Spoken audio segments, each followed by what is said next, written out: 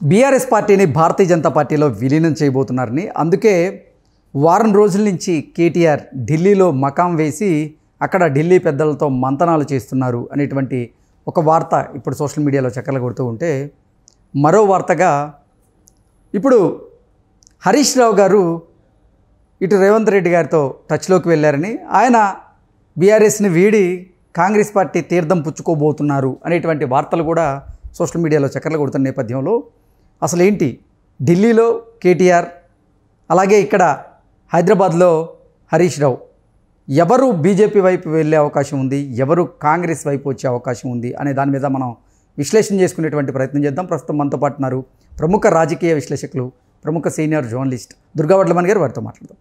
దుర్గా నమస్తే అండి. నమస్తే అండి. దుర్గారు, బీఆర్ఎస్ పార్టీని భారతీయ జనతా పార్టీలో విలీనం చేయబోతున్నారు అనేటువంటి వార్తలు గత వారం రోజులుగా సోషల్ మీడియాలో అలాగే మెయిన్ స్ట్రీమ్లో కూడా చక్కర్లు కొడుతూ వస్తున్నాయి.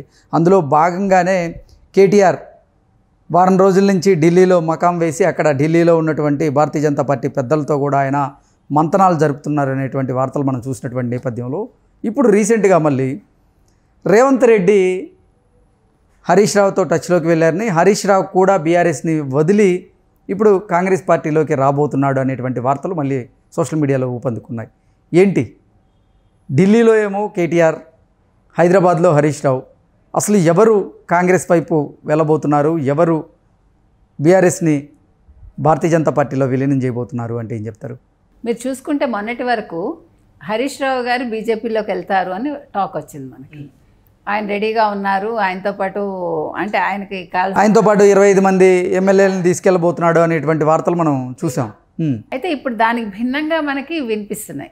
ఎట్లా అంటే ఈరోజు కేటీఆర్ మీకు తెలుసు గత వారం రోజులుగా ఆయన అక్కడే మకాం వేశారు.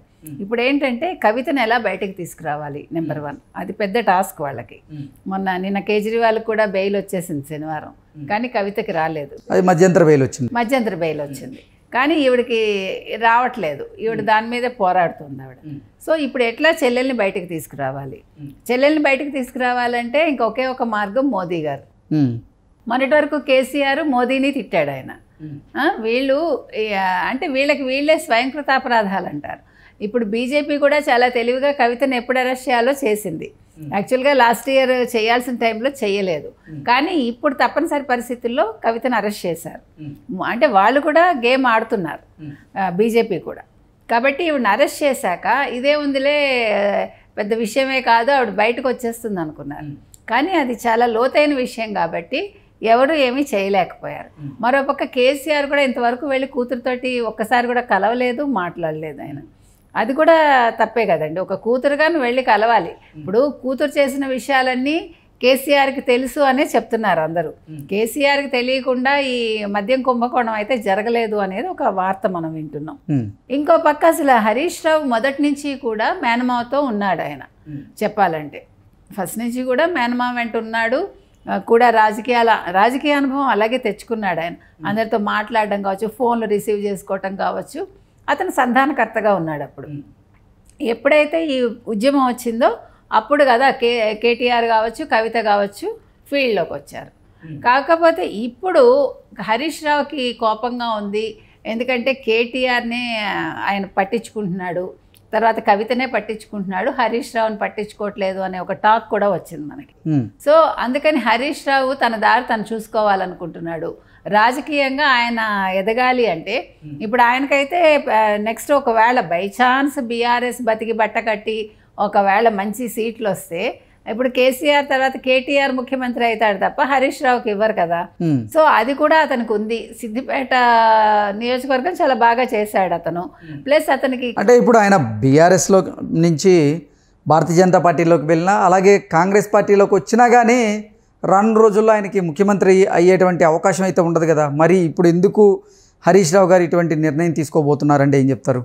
అతనికి ఉండకపోవచ్చు. ఇప్పుడు అసలు బీజేపీలో కలవటం వల్ల ఇప్పుడు ఏ ప్రయోజనము లేదు నన్ను అడిగితే. ఎందుకంటే ఇప్పుడు బీజేపీకి ఇప్పుడేమీ రాదు ఇక్కడ. నెక్స్ట్ ఎప్పుడు 28 ఎలక్షన్స్ ఆలోచించాలి, 28 ఎలక్షన్స్ తప్ప అంతవరకు ఇక్కడ బీజేపీతో పొత్తుకు అవసరం లేదు. కాకపోతే ఏంటంటే కాంగ్రెస్లో ఇప్పుడు చేరితే మీరు చెప్పినట్టు ముఖ్యమంత్రి అవ్వడు ఆయన, కానీ ఒక గుర్తింపు అయితే ఉంటుంది కదా. ఇప్పుడు ఇక్కడ ఏ గుర్తింపు అయితే కోల్పోతున్నాడో ఇప్పుడు ఈ పార్టీ ఉండదని కదా అతని ఉద్దేశం. ఇప్పుడు బీఆర్ఎస్ ఎలాగా కనుమరుగైపోతుంది కాబట్టి ఇప్పుడు తన రాజకీయ ప్రస్థానం ఏ రకంగా చూసుకోవాలి అనే దాంట్లో ఆయన కాంగ్రెస్లోకి వెళ్ళాలనుకుంటున్నాడు. అంతే తప్ప ఇక్కడ పార్టీని వదలడం వల్ల వచ్చే నష్టము లేదు, లాభము లేదు. అసలు పార్టీనే ఉండదు. ఇప్పుడు రేపొద్దున కేసీఆర్ మీద కేటీఆర్ మీద కేసులు రుజువు అయితే, ఇప్పుడు ట్యాంపరింగ్ కేసు ఉంది, కేసీఆర్ని వదిలిపెట్టినా ఇప్పుడు ఈ విద్యుత్ ఇది ఉంది కదా, ఇవాళ వాళ్ళు సుప్రీంకోర్టుకి వెళ్ళారు.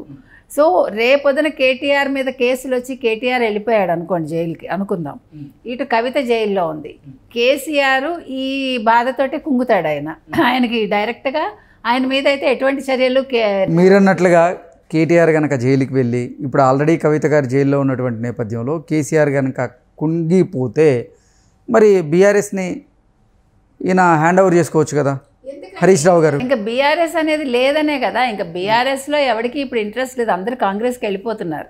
ఉన్న కొద్ది మందిని కూడా రేవంత్ రెడ్డి లాగేసుకుంటాడు. ఈయన కొత్తగా దానికి జవజీవాలు ఇవ్వాల్సిన పని లేదు, అది చెప్తున్నా. ఇప్పుడు బీఆర్ఎస్ అనేది లేదు. ఎప్పుడైతే టీఆర్ఎస్ని బీఆర్ఎస్ అని చేశారో ఆ రోజే పార్టీ పతనం అని మనం 100 సార్లు చెప్పుకున్నాం. ఇప్పుడు ఈయన కొత్తగా ఆ పార్టీని ఉద్ధరించేది ఏమీ లేదు. ఎవరు హరీష్ రావు. ఇప్పుడు తెలంగాణ సెంటిమెంట్ అవి అక్కడ ఏం లేవండి. అంటే అసలు హరీష్ రావుకి పేరుంది కదా, ట్రబుల్ షూటర్ అనేటువంటి పేరు. ట్రబుల్ షూటర్ ఉన్నా ఏమున్నా ఇప్పుడు లేదండి. ఇప్పుడు సిచ్యువేషన్ అట్లా లేదు. ఇప్పుడు ప్రజల్లో అసలు బీఆర్ఎస్ మీద ఎస్పెషల్లీ విలేజెస్లో మనం మాట్లాడుకున్నాం. సిటీ పక్కకు పెడితే మన కాంగ్రెస్ ఎక్కడ గెలిచిందండి? మొత్తం ఊళ్ళల్లోనే గెలిచింది కదా. ఇప్పుడు ఊళ్ళల్లో మీకేం బీఆర్ఎస్కి ఏమీ మద్దతు లేదు. ఇప్పుడు కొత్తగా ఆయన మద్దతు తీసుకురావాలంటే 4 ఏళ్ళు పడుతుంది. 4 ఏళ్ళు ఏం చేస్తాడు ఒక్కడు? అంటే మీరు ఆలోచించండి. దానికి కావాల్సిన డబ్బు కావాలి, అదేం ఊరికే అయిపోదు, వేల కోట్ల రూపాయలు కావాలి. దాని బదులు కాంగ్రెస్లోకి వెళ్ళి తన ఉనికిని కాపాడుకుంటే సరిపోతుంది కదా. తనకి ఒక గుర్తింపు వస్తుంది, ఏదో ఒక మినిస్టర్షిప్ ఏమైనా ఇవ్వచ్చు, అతను ఏదైనా జరగచ్చు. మళ్ళీ తన నియోజకవర్గం తను అభివృద్ధి చేసుకుంటాడు, తను మళ్ళీ ఫామ్లోకి వస్తాడు. ఆయన ఆలోచన అది కావచ్చు. అక్కడ కేటీఆర్కి తప్పదు, తండ్రి వెళ్ళాడు కాబట్టి తను వెళ్ళి తను చక్రం తిప్పదాలని చూస్తున్నాడు అక్కడ. ఇప్పుడు ఒకవేళ కనుక హరీష్ రావు గారు కాంగ్రెస్ పార్టీలో చేరాలనుకుంటే బీఆర్ఎస్లో ఉన్న కొంతమంది ఎమ్మెల్యేలను కూడా కాంగ్రెస్ పార్టీలో ఆయన చేర్చే అవకాశం ఉందా అంటే ఏం చెప్తారు? ఖచ్చితంగా ఉంటుంది. ఎంతమంది బయటకు వచ్చే అవకాశం ఉంది? ఇప్పుడు ఇంకా ఎంతమంది ఉన్నారండి లెక్క పెట్టుకుంటే? బాగానే ఉన్నారు కదా, ఒక 10-15 మంది ఈజీగా ఉంటారు కదా. 15 మంది ఏంటండి, మొత్తం 39 మంది గెలిచారు. 39లో ఇప్పుడు ఎంతమందిని, ఒక్క నిమిషం అండి, ఎంతమందిని లాక్కున్నాడు ఇప్పటికి? 10 మంది పోయి ఉంటారు. 10 మంది పోయారు. పోనీ 29లో అందరూ కూడా వెళ్ళిపోరు కదా, నేను అన్నది అది. 25 మంది అయినా ఇప్పుడు ఉన్న వాళ్ళల్లో కనీసం ఒక 15-20 మంది ఆయనతో కూడా వెళ్ళిపోయే అవకాశం ఉందండి. ఎంత కాదనుకున్నా 25 మంది కాకపోయినా కనీసం 15-20 మంది అయితే హరీష్ రావు అంటే వెళ్ళిపోతారు. ఇప్పుడు పార్టీని తుడిచిపెట్టాలన్నది రేవంత్ రెడ్డి ఆలోచన. సో దానికి తగ్గట్టు ప్యాకేజ్ ఈయన కూడా మాట్లాడుకుంటాడుగా. హరీష్ రావు ఊరికే వెళ్ళిపోడుగా, తన ఫ్యూచర్ చూసుకునే వెళ్తాడు ఆయన, అన్ని రకాలుగా మాట్లాడుకుని. అది అతనికి అడ్వాంటేజీ, కాంగ్రెస్కి అడ్వాంటేజీ. ప్లస్ కాంగ్రెస్ తరఫున రేవంత్ రెడ్డి పంతం నెగ్గుతుంది. ఇక్కడ కేసీఆర్ బీజేపీ తప్ప వేరే మార్గం లేదు కాబట్టి ఆయనతో కుమ్మకై ఎంపీలను. అంటే మీరు చెప్తున్నట్లుగా హరీష్ రావు గారు బీఆర్ఎస్ని వీడి కాంగ్రెస్ పార్టీ తీర్థం పుచ్చుకొని ఒకవేళ బీఆర్ఎస్లో ఉన్నటువంటి 15 నుంచి 19 మంది ఎమ్మెల్యేలను కనుక ఆయన కాంగ్రెస్ పార్టీలో చేరిస్తే హరీష్ రావు గారికి ఇప్పుడు కాంగ్రెస్ పార్టీలో మంత్రి పదవి ఖాయమా అంటే ఏం చెప్తారు? మంత్రి పదవి ఖాయం. మరి ఏమైనా ఉప ముఖ్యమంత్రి కూడా ఇస్తారో మనకు తెలియదు. అప్పుడు సిచ్యువేషన్ బట్టి ఏమైనా వాళ్ళు రూల్స్ మార్చుకుంటారా? నెంబర్ 1. ఇక్కడ చూసుకుంటే బీజేపీ తోటి ఒప్పందంలో ఎంపీలు మాత్రం అటు సైడ్ వెళ్ళిపోయే అవకాశం ఉంది బీజేపీలోకి. ఎమ్మెల్యేలు కాంగ్రెస్లోకి రాకపోవచ్చు, వేరేస్ బీజేపీకి ఎంపీలు వెళ్ళే అవకాశం ఉంది. కాబట్టి ఎవరి పావులు వాళ్ళు కదుపుకుంటున్నారు. ఓకే అండి, థ్యాంక్ యూ సో మచ్.